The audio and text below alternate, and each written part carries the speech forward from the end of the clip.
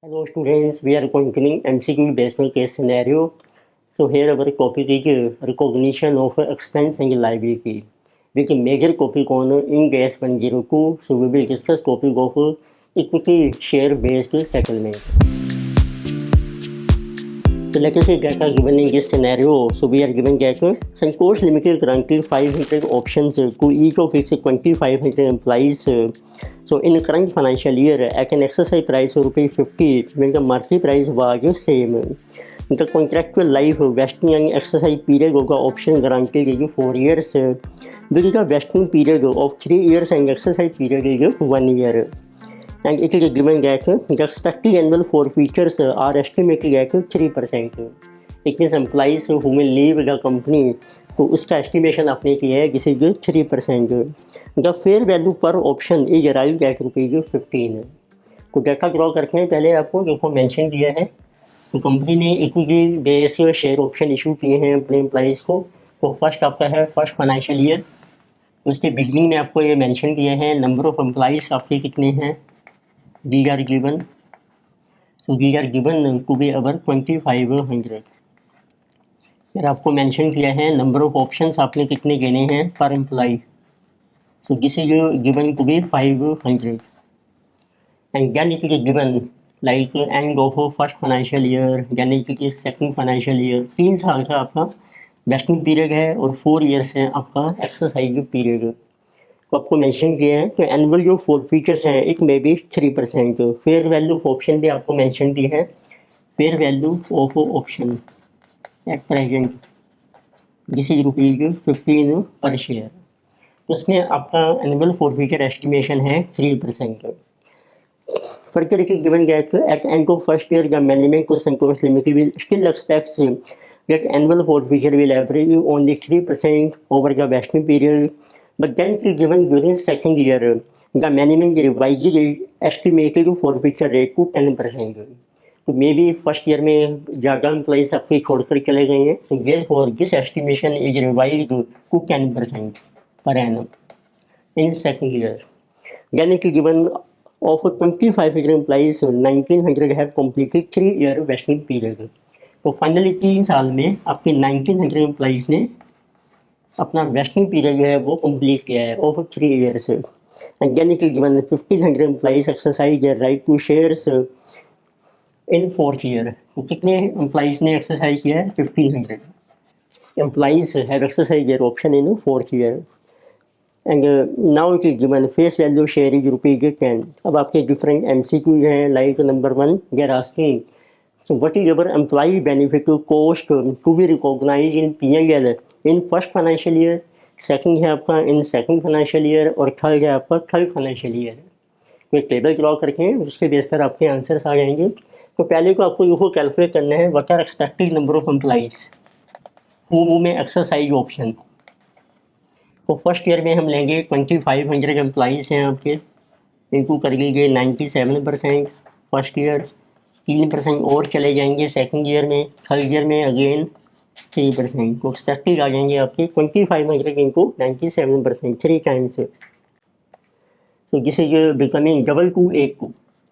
अब आप कैलकुलेट कीजिए what is total fair value of option. तो कितने एम्प्लॉइज़ हैं इंटू इनके 500 ऑप्शंस हैं पर एम्प्लॉई. फेयर वैल्यू है आपकी 15. ये आपकी टोटल वैल्यू आ जाएगी 2,282 इंटू 500 इंटू 15.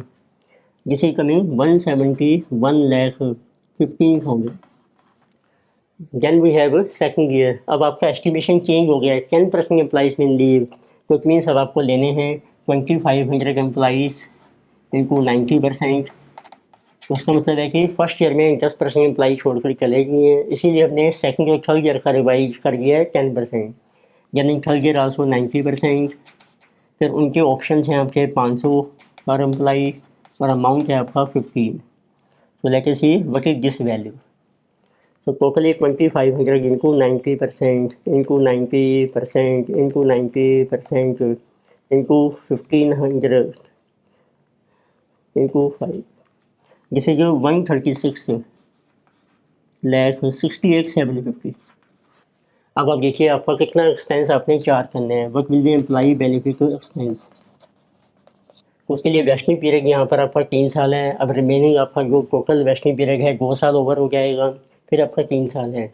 अब देखिए लास्ट ईयर की भी कैलकुलेशन कर लेते हैं। अब एक्चुअल में आपके 1900 एम्प्लॉइज़ हैं जिन्होंने ऑप्शन एक्सरसाइज किए हैं, 500 ऑप्शन हैं, फेयर वैल्यू है आपकी 15। तो what be total amount of this 1900 into 500 into 15, तो दिस इज अवर 142। तो ये अमाउंट आ रहा है आपका 142,50,000। So now let us calculate how much you imply benefit expense on per annum basis। तो फर्स्ट ईयर में आप देखिए टोटल जो आपकी फेयर वैल्यू है वे है 171,15,000। इसको आपने 3 सालों में डिवाइड करना है, तो it will B divided by 3। तो ये आपका फर्स्ट ईयर का एक्सपेंस आ जाएगा। सो 171,15,000 डिवाइडेड बाई 3, तो दिस इज कमिंग 57,05,000। अब सेकंड ईयर में ये टोटल कॉस्ट है। अब आपने 2 साल का कैलकुलेट करना है, फर्स्ट ईयर का और सेकंड ईयर। इतनी ये बन जाएगा इंटू 2/3। तो पहले देखते हैं ये हमारा कुमुलेटिव अमाउंट आएगा 2 सालों का 136,68,750। So into 2 divided by 3, this amount की कमिंग 91,12,500। उसमें से माइनस कर दो आप फर्स्ट ईयर में जो आप एक्सपेंस रिकॉग्नाइज कर चुके हैं 57,05,000। तो बैलेंस आपका आ जाएगा employee benefit expense for second year minus 57,05,000, this is 34,07,500। Means this is first year expense, this is second year. अब थर्ड ईयर में जो बैलेंस रह गया 142। अब थर्ड ईयर में आपको लेना है 142,50,000, उसमें से माइनस कर दो फर्स्ट ईयर और सेकेंड ईयर में जो एक्सपेंस आप ऑलरेडी रिकॉग्नाइज कर चुके हैं। जिसे 142,50,000 माइनस 57,05,000 माइनस 34,07,500। अब ये बैलेंस आपका रह गया है 51,37,500, जिसे फॉर थर्ड ईयर। अब चेक करके हैं, फर्स्ट एमसीक्यू है आपका, उसमें देखिए कौन सा ऑप्शन है। First MCQ they're asking what is employ benefit expense to be charge to PNL in first financial year. तो आपका करेक्ट ऑप्शन है ऑप्शन सी, अमाउंट की this much. Second MCQ they're asking what is amount of employ benefit expense to be charge to PNL for second financial year. तो correct option is amount is 34,07,500। तो आप देखिए correct option है आपका option B, second MCQ. Answer is option B. Can we have third MCQ determine the amount of employee benefit expense to be charged to P&L in third financial year. So you can see correct amount is 51,37,500. And what is the correct option? So you can see correct option is option A.